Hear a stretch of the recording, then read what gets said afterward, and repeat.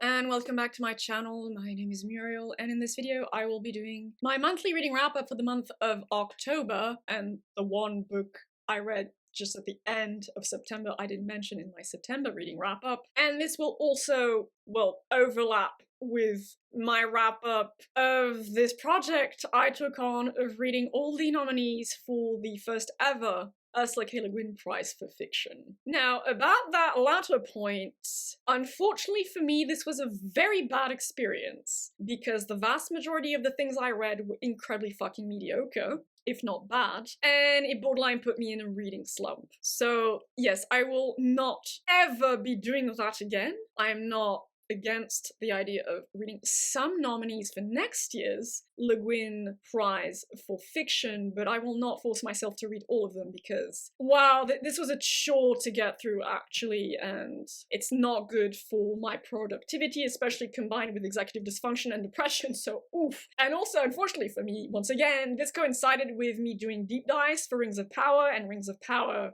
the TV show, was, as far as I'm concerned, trash. So yeah, I'm kind of burnt out actually from those two things. I'm going to go over the one book of nonfiction I read over the past 5 weeks. I'll mention that very last novel I read at the end of September, the very beginning of October, and then go through all the, well, Le Guin Prize nominees, because those are basically the only novels I read in October. So the one book of nonfiction I read, well, actually I started it in September, but I finished it in October, was The Autistic Brain, written by Temple Grandin. Now, Temple Grandin is one of the foremost, I'm not sure she's specifically a researcher into autism, but she's one of the foremost female autistic public figures, as I'm going to put it. I read this because I thought I was going to join an autistic book club, and that was the pick, but I never actually participated in that book club, so anyway. And it is about the autistic brain and what we know and don't know about it, and how it functions. It takes a look at the subject from both a genetics point of view and a neurobiology, neuroimaging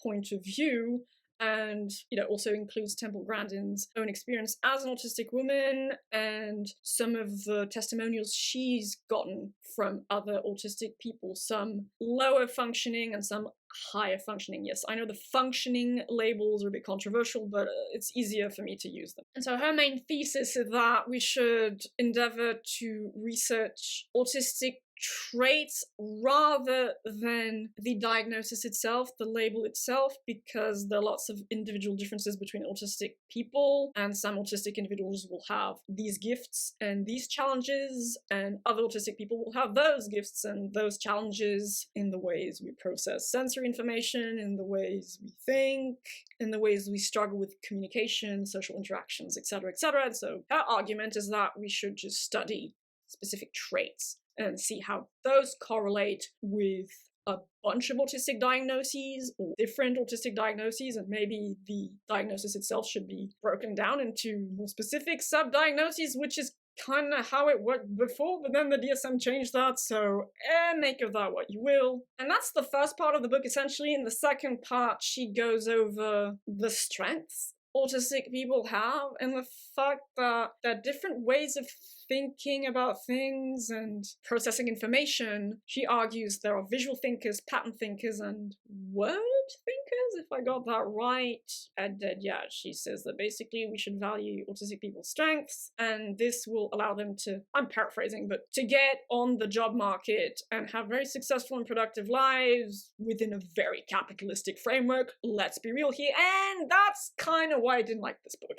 So, I mean, I like the first part well enough. Genetics research, neuroimaging research, it was all relatively basic as far as I'm concerned, but fine. It was decently interesting information, I suppose. The whole bit about the different ways of thinking, I don't necessarily disagree with it, but I felt it was a very limited view of things. Like, can a person be good at several different types of thinking, or all three in different proportions? Because I think in pictures, but I also think in patterns, and I draw patterns between things very easily. But then I also read a lot, and I think in words as well, so I was a bit confused about that, because also she said people who are good at music will like maths. I'm musically gifted and I hate maths, so you make of that what you will. I agreed with her point, which might be considered nowadays a bit politically incorrect. I don't know, you tell me that, you know, not everyone can be good at everything. I do believe that. We do, each of us have strengths and weaknesses, and some of us have a talent for drawing, some of us have a talent for relationships, some of us have a talent for computing or business or music. She argued that skill, or natural ability, talent plus practice, equals success. I think it equals proficiency and develops skill in said thing. Success also depends on other things like, well, connections, networking, kind of luck of the draw with socioeconomic factors thrown in, discrimination, blah, blah, blah, blah. But then she just goes into the fact that autistic people should just adapt to the world around them entirely, and that means they'll have jobs and be happy. And I'm like, what? Sure, I'm not saying that as individuals we can't adapt a bit to the world around us, but usually that's all we do, and we could use the world to be a bit kinder to us as well. Can we make it a compromise? No? Okay, Temple Grandin, I don't know what that was about. There was interesting information, but given that very weird and bad-tasting ending, it was essentially a 5 out of 10 nonfiction read for me, so I would not particularly recommend it if you're looking for information about autism or even general scientific nonfiction about autism. So that one novel I finished right at the end of September, beginning of October, was Donna Tartt's The Secret History. So this is the 4th book that my ex-David picked for my 2022 TBR, and I'm going to finish that mini TBR he selected for me. It's a book I was disappointed by, though I wouldn't say I didn't like it. It's just that I thought I would enjoy it more and would rate it more highly than I actually did. The Secret History, I do believe, is considered literary dark academia fiction insofar as you have a pretty dark story unfolding from young adults taking their subject of interest and their subject of study a bit too seriously and a bit too far. The story is told entirely from the point of view of the narrator, Richard, and Richard moves from California to this relatively small college in New England, in Vermont, I think it was Vermont, where he meets 5 students who are studying Greek classics specifically. I think they're taking other courses like Latin, but basically ancient languages and essentially the ancient Greco-Roman world. He'd taken a bit of Greek during his undergrad studies, and he sees these other young adults, and he's kind of fascinated by them, and then he decides to register for those Greek courses, which are given by this very eccentric professor. And so he integrates this group and becomes friends with these 5 students, and they're all, it's hard to qualify them, they're all specific personalities, some of them stronger, some of them weaker. There is kind of a clear leader called Henry, and he's clearly what I would call an intellectually gifted young man, perhaps a wee bit on the spectrum, some sort of neurodivergent in my opinion, and something bad happens to this group. They are fascinated with their ancient Greek studies, and specifically what they're studying within this about ancient Greek pagan religion, and more specifically than that, the ancient mystery cults. Someone dies, you learn this very early in the novel, and so you basically discover what led to this. That's kind of the first part of the novel, and then the second part is the aftermath, the very heavy psychological aftermath of everything that unfolded with this group of students. Now, I liked the writing, I enjoyed the character work up to a point. The issue, or I mean, one of the issues I had is that I thought that the whole thing with the Greek mystery religions was gonna be a way bigger part of the plot, and perhaps the theming. That's what I'd been led to understand by my ex-David, because he had mentioned this in conjunction with The Secret History. I was like, ooh, that sounds right up my alley. I have a special interest in mythology and, you know, esotericism and mystery religions and etc., all that good stuff. But it's a relatively minor part of the story, all things considered. It does work as a kind of mystery in just a dark tale of young people just fucking up majorly because they were obsessive nerds in a way about the topic of study. But after a while, I felt the story dragged a bit. Also, I did have issues with the character work in part 2 because I felt some notes and some beats kind of came out of left field. I felt some character setup was missing in the character psychologies for the main characters, the main set. That felt a little off to me. Also, I wasn't a super big fan after a while of the fact there was only one main point of view, that of the narrator, Richard, who also felt a bit characterless at times. Maybe that was by design, that he's observing the other characters, and I guess it would make sense that he'd miss some things about those people, because at the end of the day, what does he really know about them? There's a lot of, like, duplicity in a way to a lot of them, especially the Henry figure, though ironically I thought the Henry figure was probably the most interesting. I did like this group dynamic, because it did feel like it was a bunch of intellectual nerds who were relatively close. And yeah, this sense of chosen tribe, chosen family, I mean, kind of, but not quite at the same time, but still, I liked that. I did enjoy the setting of New England a lot. It's a setting I vibe with, like a lot of settings in the UK as well, that just feels cozy to me. And the academic setting in itself, in that specific instance, worked for me as well. Beyond that, yeah, it just started losing cohesion for me past the halfway mark, more or less, and the story just ended, and I was like, okay. Yeah, I was expecting a lot more, I guess, and something maybe a bit deeper, but again, in conjunction with the whole Greek mysteries thing, which at the end of the day was not that central to the story. I'm glad I read it, but it just couldn't rise above a 6.5 out of 10 for me. So yeah, I would still recommend it. I mean, Donna gets a shit ton of praise by a lot of people, by a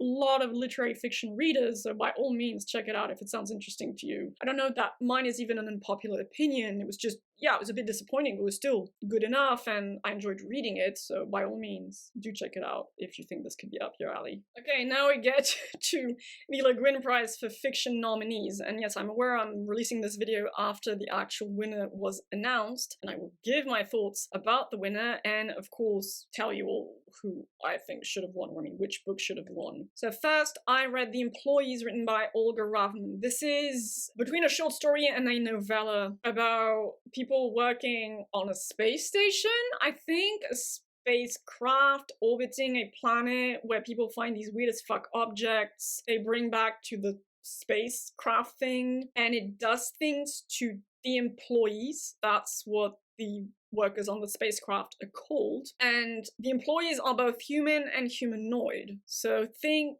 human-like beings grown in pods and shit. I mean, just artificially made humans. And the story, if you can call it that, is told through these interviews with a lot of different employees. They're numbered, basically. They talk about those alien objects and what it's doing to them, and about their relationships with each other, about relationships between humans and humanoids, and their thoughts about this company employing them. There are a few references to their lives back on Earth, and it just went over my head. Not in the sense that I didn't get it, I kind of got the message, if that's what it was, but I just didn't really get the point of it. It was weird, but not in the way I like. I was vaguely reminded of Roadside Picnic with the whole alien objects MacGuffin thing, because that's what they were. They were MacGuffins, glorified MacGuffins.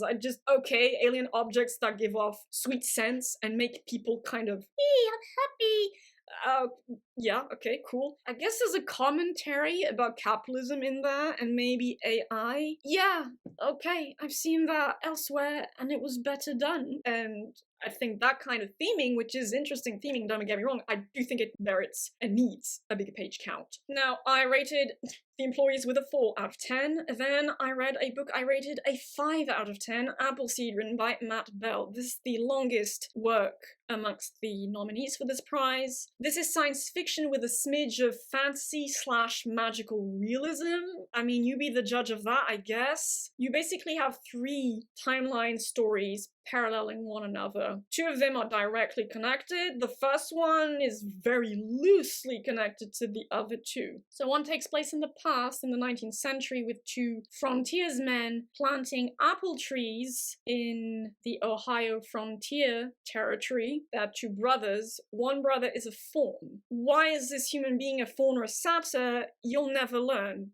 Minor spoiler perhaps, but okay. And his brother named Nathaniel wants to make money off of apple trees. Now, very minor detail, but I just never understood the logic of how you're supposed to collect money off of wild planted apple trees from people who settle the land in the future. You're just coming up to these people, look, I planted your apple trees, or I mean the apple trees in your garden. Can you pay me for the apples? Why did he think that would work? Okay, just minor thing, but that was a bit weird to me. So they go around planting apple trees, and the faun character, I've already forgotten forgotten his name, is torn because he belongs at the same time to the world of beasts and animals and nature and the world of men, and there is a very sharp divide established between the two. And you should all know that that is a trope in ecologically themed fantasy and or science fiction I absolutely loathe. So from the get-go, that was going to have that working against it for me. I hate establishing this sharp divide between human beings and the rest of the living world. Whether it's in a positive or a negative fashion, I might add, because here it is done to prop up pro-environmental theming by basically saying that human beings are bad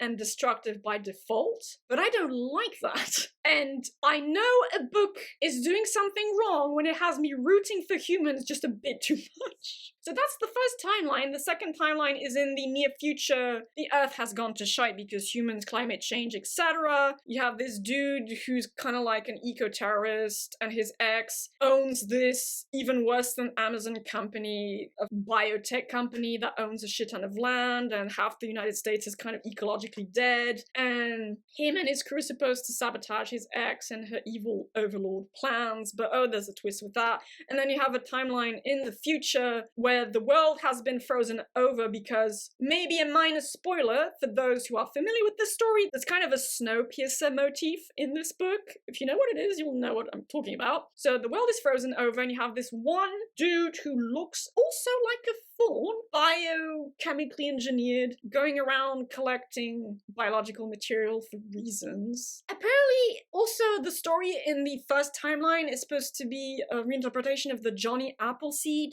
folklore story from the United States. I'm not really familiar with that, so can't really comment on how well this was executed. But then there is also kind of Orpheus and Eurydice myth motif inserted in there. Why?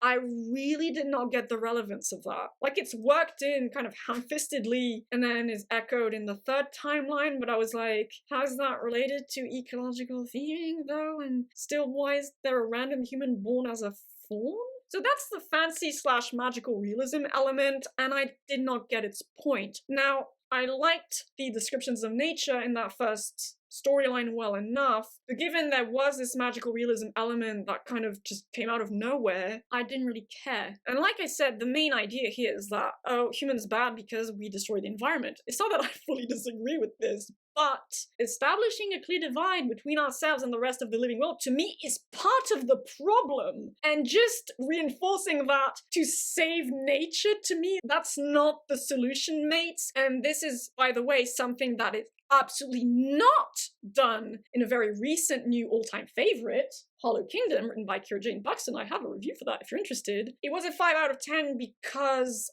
I guess, points for the idea. Okay, there's a bit of originality there, sure, though. The Snowpiercer thing I've seen in Snowpiercer. I mean, the magical realism thing, I was just like, what? Okay, whatever. And it wasn't trash either. There was some thought put into it, but overall the execution was just no. I've seen like 1,000 times better ecological theming in several different other novels. I would not recommend it, quite honestly, nor would I recommend The Employees for that matter. Then I read the novella The Past is Red, written by Catherynne and Valente. The story of Tetley Abednego, who lives on a majorly developed version of the giant Pacific garbage patch in a future when Earth has been basically flooded. This is a variation on the drowned world science fiction trope or post-apocalyptic trope. And this was one of the better stories I read, actually, funnily enough, though by better, I still only mean a 6 out of 10. Basically, Tetley Abednego is the main character and narrator of the story. She's a young woman who lives on basically in Garbage Town, and Garbage Town, I mean, I don't know how big it's supposed to be. I suppose it's meant to be a big town, a city that was built upon the foundation of the giant Pacific garbage patch. And it's made up of garbage, but the garbage has been sorted and arranged in a way that you have neighborhoods where you mostly have old electronics, you have a neighborhood where you have candles, you have a neighborhood where you have books, you have a neighborhood where you have medicines, etc., etc. So I did actually kind of like the world building here. It's fairly fanciful science fiction, let's be real. I don't know how realistic it ultimately is, but some points there for originality, creativity. I thought some of the language that was used in this story propped up this world building, so there was some light linguistic world building, and the way life was described on this giant garbage patch just wasn't keeping with that base premise in a reasonably convincing fashion. So yeah, I did appreciate that. The main character, I do agree with this qualification, is a bit like a Candide. So Candide from Voltaire, which I did read for school actually. She's just this eternally optimistic person who sees the best in everyone and the best in every situation, even though she's in some very bad situation where she is treated horribly for reasons. But no, she just chooses to see the good in life, the good in her world. A lot of people are very distressed at the fact that the world was basically annihilated by human beings, but no, she thinks that living in Garbage Town is a wonderful thing, full of opportunity, and so she cherishes every moment of her life. She has a very, cultivate your garden attitude towards life, which is, straight out of Candide by Voltaire. It's not my favorite thing in a story, like I wasn't a big fan of Candide either, but I can kind of respect just the decent execution of that motif, is how I'm going to put it. In terms of theming, there wasn't that much there, but I suppose, beyond the world-building premise, there was something said, about hope, about basically seizing every day and trying to make the most out of every single situation and learning things even from bad situations, etc., which is not worthless by any means. I did like the fact that there's a very clear reason why it's titled The Past is Red. It's kind of like this little wink-wink moment you get towards the end of the story, and I was like, nice. And there were a couple of passages that I found oddly moving, actually, and I was like, you elicited some feeling there, so I'll give you a point for that. Still, there wasn't more than that, which is why it can't be anything above a 6 out of 10 for me, but given the other things I read, 6 out of 10 here is pretty good. Would I recommend it? I mean, it is a novella, so yeah, if you have a few hours to kill and you like these kinds of fancier science fiction stories, sure, why not? Then I read the novel Summer in the City of Roses by Michelle Ruiz Keil. This is basically magical realism. Now, I'm not always certain what magical realism is supposed to be specifically, but clearly I do not like that kind of magical realism because this did not work for me. So you have these couple of siblings, If and All. All is named after Orestes from the Oresteia, and If is named after Iphigenia from the Oresteia. I am not entirely sure whether it is supposed to be an Oresteia retelling. If it is, it fails at it because I didn't see the parallels there. It's also supposed to be a retelling of the Grimm brothers' fairy tale Brother and Sister. I'm not familiar with that fairy tale, so I cannot judge whether it works as a retelling there or not. But so, All and If are the teenagers growing up in Portland? But so they are growing up. I thought it was like the 70s or 80s, apparently it's the 90s. How did I get that so bloody wrong? I have no idea, but okay. It's a coming of age story essentially. Or is sent to a boot camp because his dad is sick of his behavioral issues because essentially Or is autistic. So his dad pulls a massive dick move and sends him to a fucked up boot camp because they kidnap him in the middle of night. That was also kind of a moment where I was like, is that a thing in real life? Or was that part of the magical realism? Okay. And If goes to a work function with her dad. She's very pissed at her dad that he did this, so she kind of leaves and she's picked up by this character named George and crashes with him. And then they learn that All left the boot camp and he was picked up by 3 girls who were part of this punk rock girl band. And so If is meant to find her brother in the city and she kind of has adventures in the city. And then there's a point in the book, I won't spoil, where shit gets trippy, not in the good way. Like, there's a point, basically, where the story goes full-on magical realism, and it makes absolutely no fucking sense. Or it made no fucking sense to me. There are transformations involved, and I was like, what is going on? This is the kind of story, it works as literary fiction, basically, to begin with. It's the kind of story I have zero interest in literature, unless we include very atypical characters. There is an autistic kid, but it's an autistic male teenager, and I just superficially was interesting to me, but beyond that, nothing I could relate to. B, it's largely a coming-of-age story. I have never cared for those, even when I was myself a child and a teenager. C, that magical realism craziness, which I was like, but why? And then this led to an ending where I was like, what was the bloody point of this story?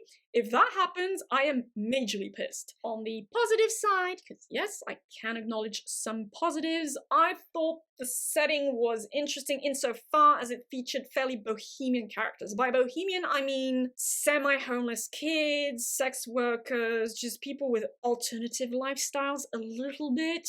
There was an autistic character, and both of these kids, so this couple of siblings' mother, is very into feminism and anti-racism, but the thing with that is I thought it was just kind of there. I love some good feminist theming, or even some good anti-racist theming. Also, LeGuin is actually very good at that, and this is a nominee for the LeGuin Prize, but I didn't see any of that here. You also have a non-binary character, gender fluid character. That was kind of a funny moment for me, because like, I thought George was a dude. I'm sorry, that's a reasonable assumption when your name is fucking George. And then the main female character, Eve, actually kind of kept referencing being a lesbian. I was like, hold up. Oh shit, George is female.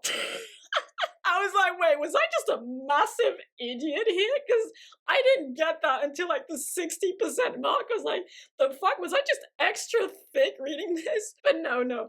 Actually, the author purposefully didn't use any pronouns for this character, so I was like, okay, I'm not completely stupid. Also, I didn't particularly like If as a character. She was just very obsessed with her physical appearance and cared about drama theater, and I was like, okay, fine, it's just not the kind of personality I vibe with at all. But then I do have to address the autistic elephant in the room just a wee bit. If you want to skip this, because I'm gonna go into spoiler territory, I'll put a timestamp so you can skip ahead to the next book I'll talk about. So yeah, the magical realism kicks in fucking hard towards the end of the book. Ironically enough, it's introduced by the consumption of magic mushroom brew. Oh, the autistic kid becomes its stag because reasons, and then his sister and her friends, and I mean, the people who become their friends, they're a bunch of girls, there's George, they all go into this house in the woods, and they want Or to come back, because Or is tempted to live with the deer in the forest. I was like, what the fuck is going on? But he ends up being a stag, and here's the thing, I thought the autistic rep was pretty good.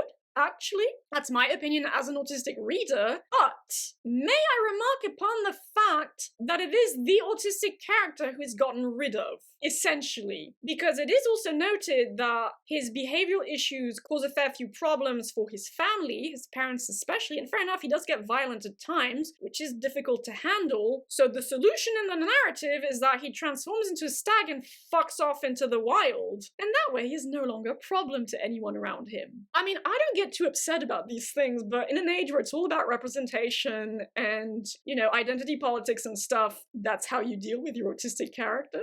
Joking aside, I thought it was just weird though, because why? I didn't even get a symbolic relevance out of this. I mean, to be fair, his friends and family do still come to the woods to drop in food and presents, and they create this kind of stringed instrument out of branches so he can play with his antlers, but I'm like, okay, but what was the point? Because now If is free to go study theater in like San Francisco or something, and she can just not worry about her brother anymore. But so all that means I basically rated this a 5.5 out of 10, and that's a generous 5.5 out of 10. Just what the fuck?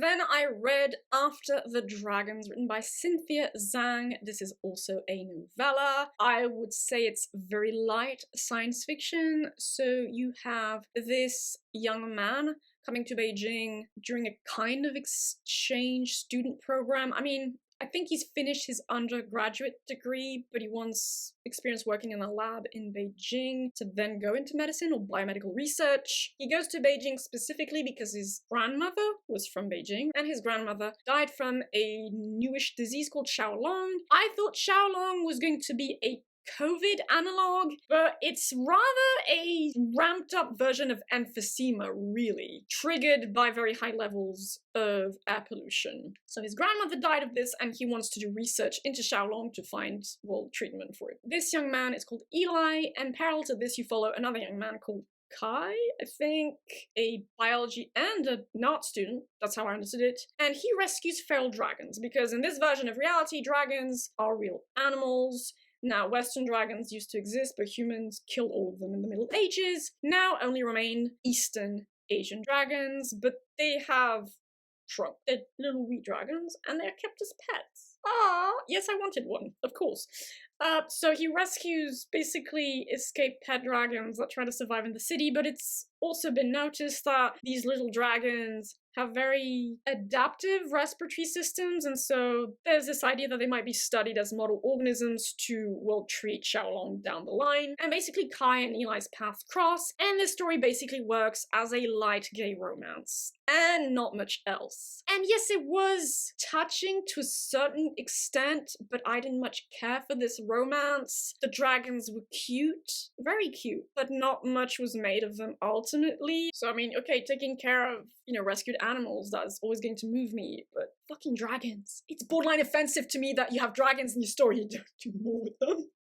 And this whole Xiaolong thing, I was expecting more commentary perhaps on something like COVID, pandemics and stuff, but it was just a ramped up version of emphysema. Okay, so since it was triggered by pollution, there was a tiny bit of environmental theming going on, and there was also a tiny bit of commentary about racism. It was fucking weak tea.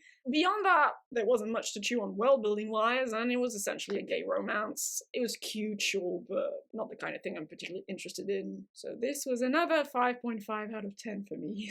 Would I recommend it? I mean, it's a novella. If you want a gay romance, soft, like it's not explicit at all, if you want a soft, cutesy gay romance in a very light science fiction setting featuring cute pet dragons on the sidelines, yes, go for it. You'll have a decent time, I suppose. But for me, it was weak tea. And then parallel to that, I read A Snake Falls to Earth written by Darcie Little Badger. And this is a YA book, or I mean a children's book. What's the distinction nowadays anyway? Hasn't all children's literature been subsumed within YA? Or I mean like the 10 to 14 range is now young YA, right? Anyway, A Snake Falls to Earth represents, I think, a part of Lipan Apache culture mythology, so it's a Native American people culture. You have two storylines that obviously intersect at one point. You have a character named Nina, and Nina is a Native American girl, and she grows up hearing stories about the animal people.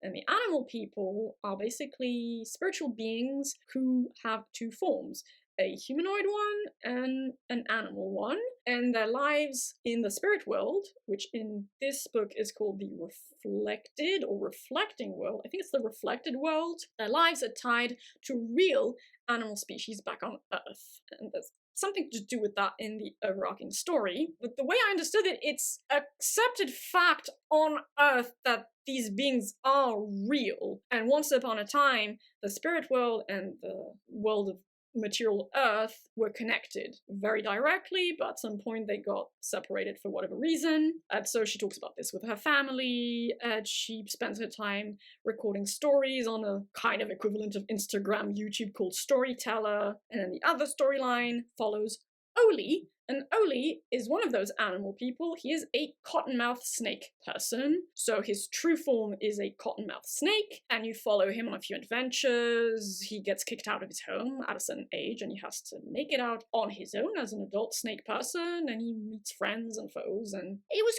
cute. I will give the book that. It was cute. I did like the animal people as an idea, a concept. I'm assuming it's taken from Lipan Apache mythology folklore, though I'm not sure about that at all. Maybe it's not, and just the main human character is Lipan Apache. I'm not sure. But beyond that, there wasn't much here. There wasn't much in terms of plot, for one thing. Not much happens. And even when you think there's going to be kind of a climax and a main conflict, nothing is made of it. Something happens with this whole connection between animal people and the Earth species, because if a Terran species goes extinct, basically all the animal people of that species die, which is a terrible event. And once again, there is a bit of environmental theming adjacent through that, because there is a comment made that, well, some animal species do go extinct naturally. That's just the course of life on Earth and perhaps elsewhere in the universe. But in recent years, species have become extinct a lot more frequently, a lot more rapidly because human activity.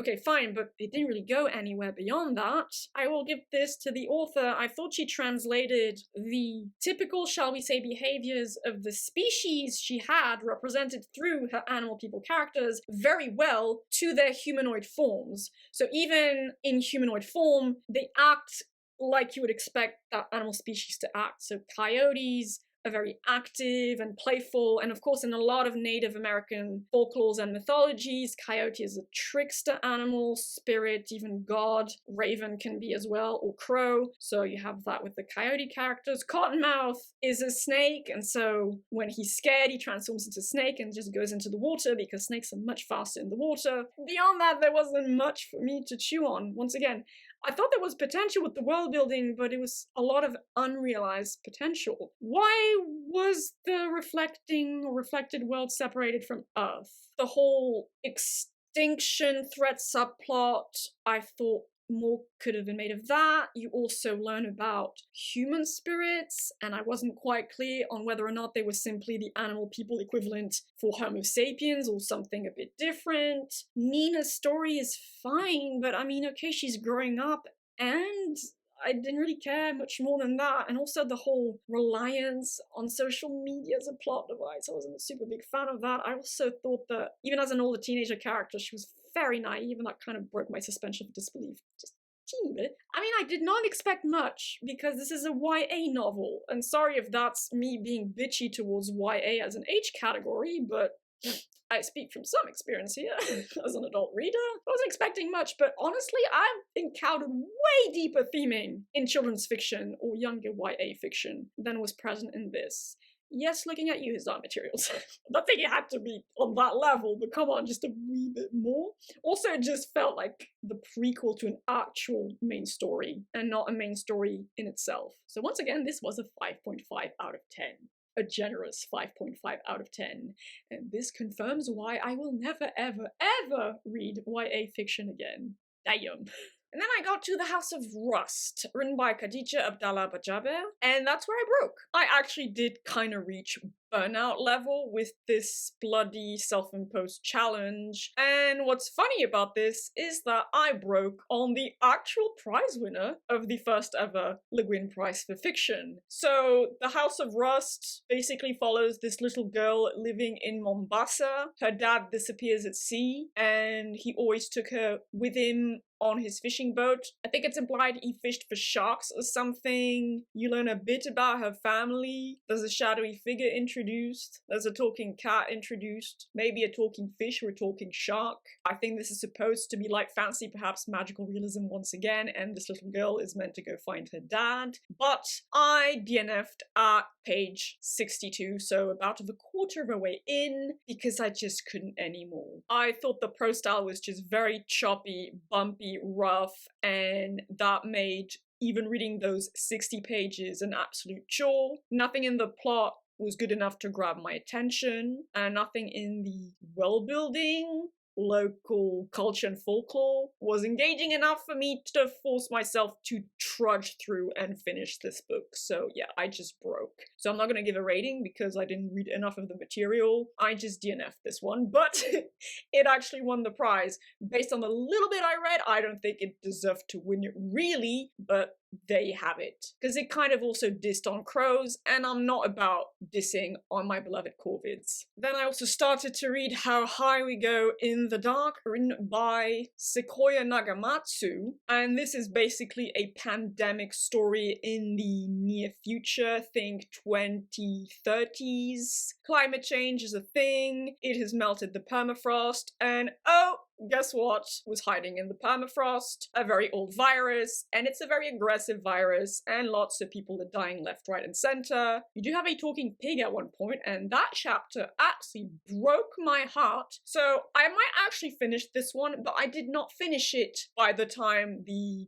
prize winner was announced. I didn't finish it within the month of October. If I actually do finish it, I will just talk a little bit about it in my November or combined November and December reading wrap up wee bit more about that in just a few minutes. Clearly this novel deals heavily with death, loss, and grief, and it is doing it well so far. It doesn't seem to be one connected story, but rather it strings a series of chapters, and each chapter references a character or an event in the preceding chapter. I think that's where the comparison to Cloud Atlas comes from. The writing is good for me, and there is some depth here, and I've definitely felt a few emotional punches so far. So this one could potentially be the best of all the nominees I read, including the DNF, in the month of October. Still not as good as the one I think should have won. You'll all see if I'll have finished it by the next reading wrap-up. But so I'm about half of the way through. I could just finish it in the next couple of days, because it does have something there that is engaging for me. So yeah, this challenge was a terrible idea on my part. I am never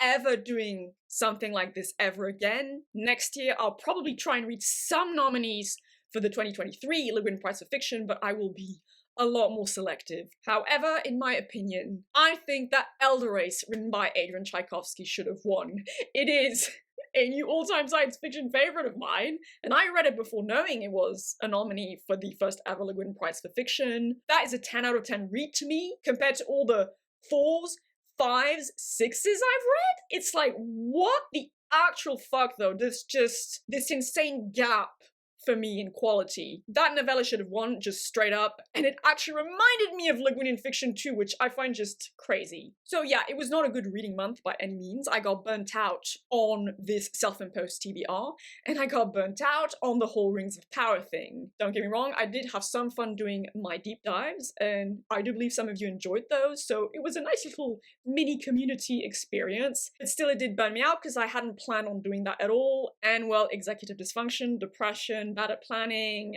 This month, or I mean these past 6 weeks, have not been good. I've had a couple nice things happen in my life, but burnout is freaking real. Wow. Still, I did those deep dives if you want to go and see them if you haven't seen them yet. And I also, a couple of days ago, released my season 1 of Rings of Power review, and it has taken off. What the hell? So thank you to you all who took the time to watch it. Apparently my opinions resonated with a lot of you, so if you want to go and check that out, you can as well. So on that note, if you want to share any thoughts about the books I mentioned, or, you know, the TV shows I mentioned, did you try and read the nominees for the LeGuin Prize for Fiction? If you did, please do share how your experience went with that.